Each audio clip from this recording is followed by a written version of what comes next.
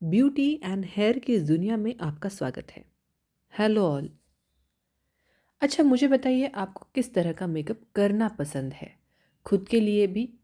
और अगर आप मेकअप आर्टिस्ट हो तो आपके पास जो भी लोग आते हैं वो कैसा मेकअप चाहते हैं। बिल्कुल मिनिमल, जो फेस पे ना दिखे। सही कहा ना? तो चलो आज हम देखते हैं ऐसा मेकअप जो स्किन पे लेयर नहीं क्रिएट करेगा। समझ में नहीं आएगा कि आपने बहुत कुछ लगाया है और फिर भी फ्लॉलेस फिनिश देगा। आई मेकअप तक इनको हमने मैचिंग दिया है, साड़ी से बिल्कुल मिलता जुलता आई मेकअप किया है। फिर भी आपको कहीं पे भी हेवीनेस समझ में नहीं आएगा। इसलिए इसको देखना, इसको समझना और इसको सीखना और फिर प्रैक्टिस करके आपने भी वैसे ही काम करना ज़रूरी है। अगर आपने इसके पहले भी हमारे वीडियोस देखे हैं तो आपको पता होगा कि हम स्किन प्रेपिंग कितनी अच्छे से करते हैं। तो इनकी भी स्किन प्रेपिंग हमने कर ली थी। अभी मैंने इनको फाउंडेशन की जगह पे टार्ट शेप टेप का कंसीलर यूज़ किया है, जिसका थिकनेस काफ़ी ज़्यादा है, कवरेज बहुत अच्छा है। और ये जो शेड हमने लिया है वो उनको जो डार्कनेस है फेस पे हल्का हल्का उस टोन का है, उनके फेयर टोन का नहीं है ये। अगर डार्कनेस और ज़्यादा है तो आप ऑरेंज, येलो या इससे भी डार्क शेड उठा सकते हो। टाइम कम होने की वजह से मैंने फाउंडेशन को स्किप कर दिया। हमें लास्टिंग भी बहुत अच्छी रखनी थी, इसलिए टार्ट शेप टिप हमने यूज़ किया, ना कि मेबलिन या फिर रेवलॉन के कंसीलर्स। शेड का हमेशा हम ध्यान रखेंगे। हमें किसी भी हाल में, कितनी भी हमें रश हो, कितनी भी देर हो जाए, हमें शेड्स जो है वो परफेक्ट उठाने हैं, ना कि लाइट कि एक शेड उठाया और काम कर दिया, ऐसे बिल्कुल नहीं करना है। अच्छा, अगर मैं स्पॉन्ज यहाँ पे यूज़ करूँ तो मुझे क्वांटिटी बहुत ज़्यादा लगेगी, क्योंकि स्पॉन्ज को काफ़ी सारा प्रोडक्ट लग जाता है। मैंने हाथ से ही इनको अच्छे से मर्ज किया। ये मुझे थोड़ा फास्ट भी लगता है करने के लिए। हाथों से बिल्कुल ब्लेंड अच्छे से होता है। कहाँ पे ज़्यादा लगाना है, कम लगाना है, ये भी समझ में आता है। तो मैंने कंसीलर लगाया टार्ट शेप टेप का, जो कि डार्क शेड का था, और वो हाथों से ही ब्लेंड कर दिया। अब मुझे इस वक्त ऐसे लग रहा है कि आँखों के नीचे जो डार्कनेस है वो उतना हाइड हुआ नहीं है, और जबकि हमने उसे उसे इतना ज़्यादा हाइड किया भी नहीं था। तो इसलिए मैंने यहाँ पे हल्का सा येलो शेड लिया, मैंगो शेड हम जिसे बोल सकते हैं, जो कि क्रायलॉन का 303 है, और डार्क एरियाज़ पे उसे हम लगा रहे हैं। अब इनको, वैसे तो इनकी स्किन काफ़ी फ्लॉलेस है, लेकिन आँखों के नीचे हल्का सा माउथ एरिया पे या फिर नोज़ के जो कॉर्नर होते हैं वहाँ पे डार्कनेस होता ही है। तो ऐसी जगह पे बस हम इसे लगाएंगे। इसे भी मैं हाथों के साथ ही ब्लेंड कर रही हूँ, क्योंकि क्वांटिटी हमें बहुत कम रखनी है। कम क्वांटिटी में हमें कवरेज भी देना है। अब मैंने उनका जो फेयर टोन का कंसीलर है वो लिया है,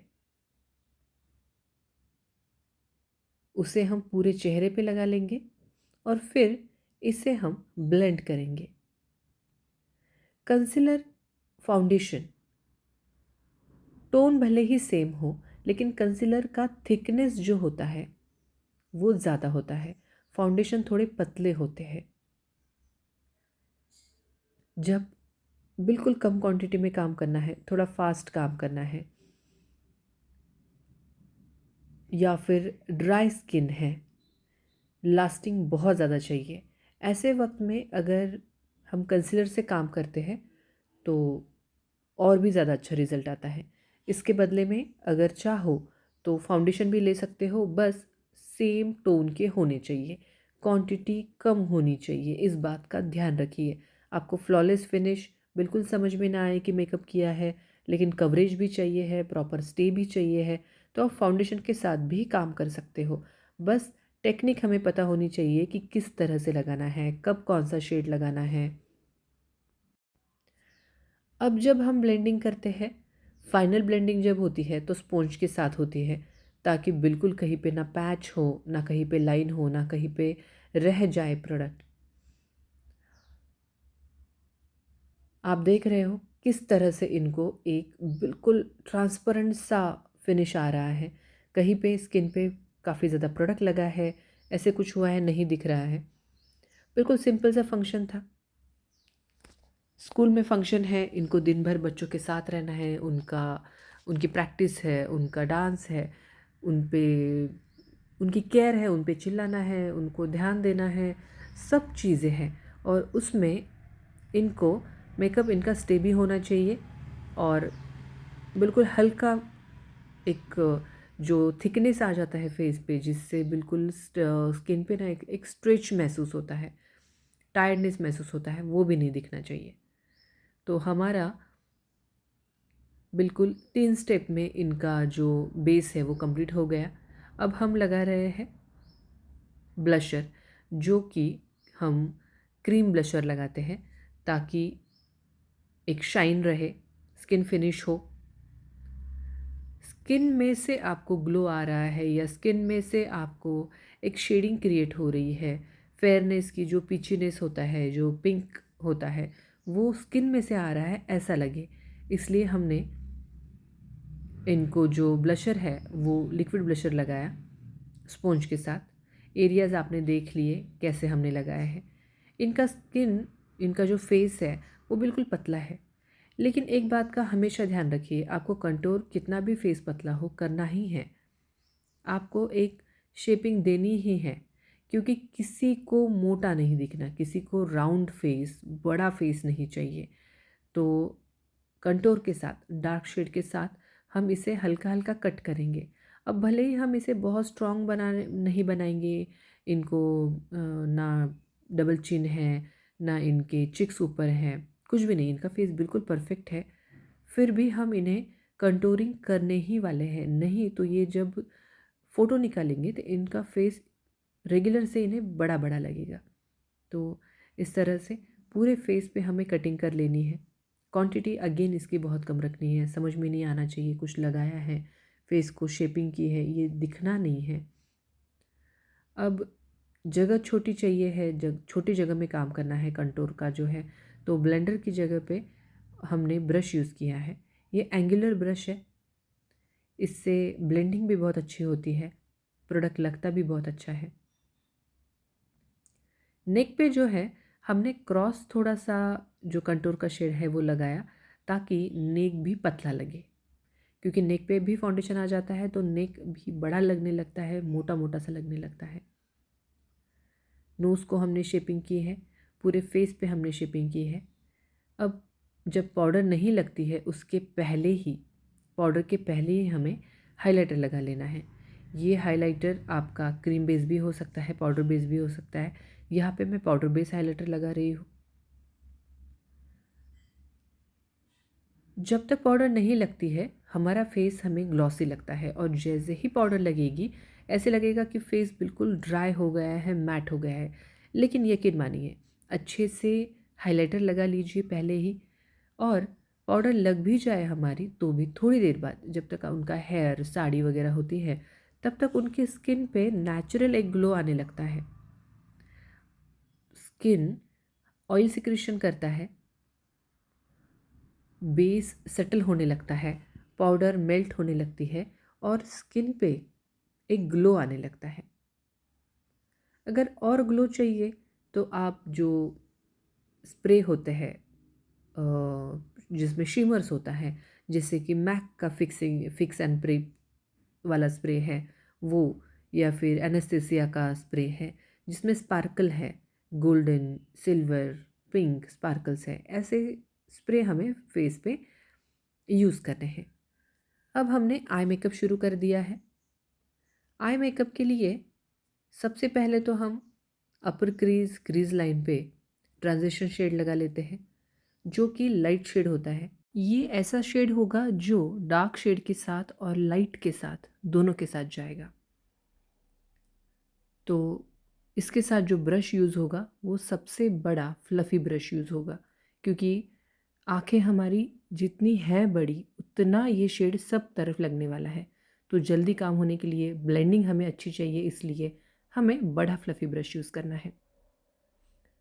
हम जब एक हमारी आँख करेंगे तो साथ में उसी ब्रश के साथ उसी शेड के साथ दूसरी भी आँख करेंगे, क्योंकि अगर आप सोचो कि मैं पहले एक आँख कंप्लीट कर लूँ और अगर आप ब्रश पे कोई और शेड ले लो या फिर आप शेड भूल जाओ, अगर 3 से 4 शेड यूज़ कर रहे हो तो पास-पास के शेड होते हैं, इसलिए प्रॉब्लम हो सकता है। कभी-कभी एक ही ब्रश हम 2 शेड के लिए यूज़ करते हैं तो भी प्रॉब्लम हो सकता है। इसलिए हमेशा जैसे एक शेड लग जाए उसी ब्रश के साथ सेम दूसरी आँख पे भी लगा लेना है। अभी अगेन मैंने एक फ्लफ़ी ब्रश लिया है जिसके साथ मैं डार्क शेड लगा रही हूँ।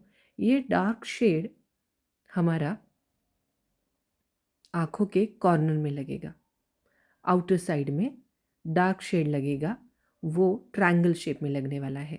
इसे हमें आँखों के बाहर नहीं लेके जाना है, जहाँ तक हमारी लैश है वहीं तक ये शेड लगेगा। अब ये नीचे हमारे जो लाइनर की लाइन होती है वहाँ थोड़ा डार्क रहेगा और जैसे जैसे वो आईब्रोज़ की तरफ जाता है वैसे वो थोड़ा लाइट होते जाता है। हमें इसे थोड़ा क्रॉस रखना है या वी शेप में रखना है। बिल्कुल एक स्ट्रेट लाइन में हम इसे नहीं लगाएंगे। अगर हम इससे ब्लेंड कर रहे हैं तो एंड में फिर से हमारे लैश लाइन के पास थोड़ा डार्क शेड इसका हम लगा लेंगे। अब ये ब्लैक हो सकता है, ब्राउन हो सकता है या फिर साड़ी का मैचिंग शेड हो सकता है, कोई भी शेड आप लगा सकते हो। ब्लेंडिंग इसेंशियल है।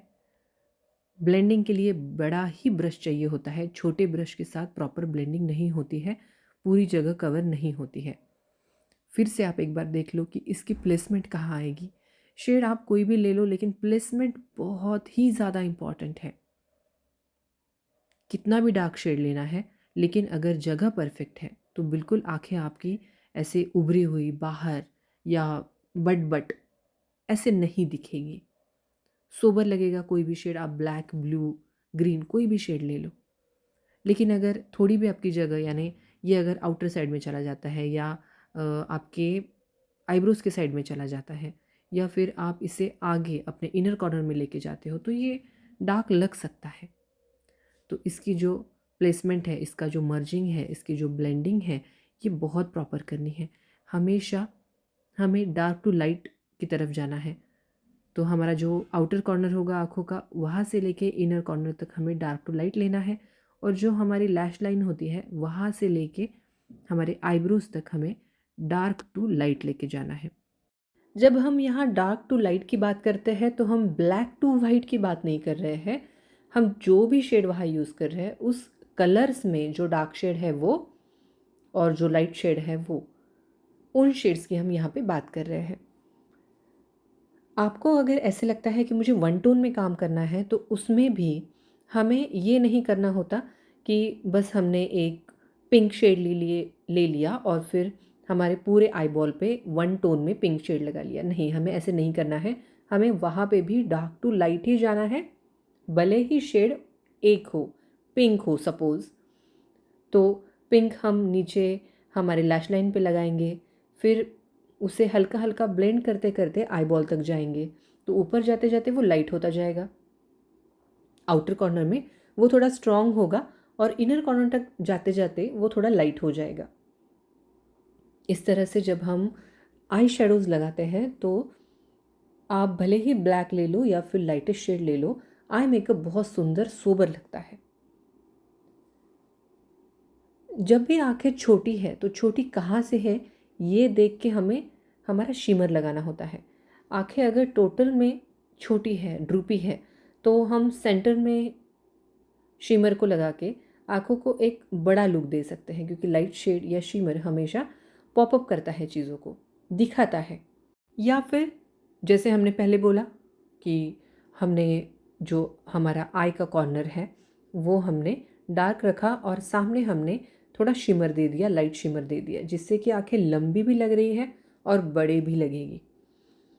तो इस तरह से हमने इनर कॉर्नर में बिल्कुल हम हाइलाइटर भी लगा लेते हैं, उससे एक शेप क्रिएट करते हैं और हमारे एंड में जो है आँखों के कॉर्नर में हम ब्लेंडेड लुक रखते हैं, हमारे आई शेडोज़ को ब्लेंड करते हैं अच्छे से, और हमारे जो इनर कॉर्नर है आईज़ के वहाँ पे हम एक शेप रखते हैं।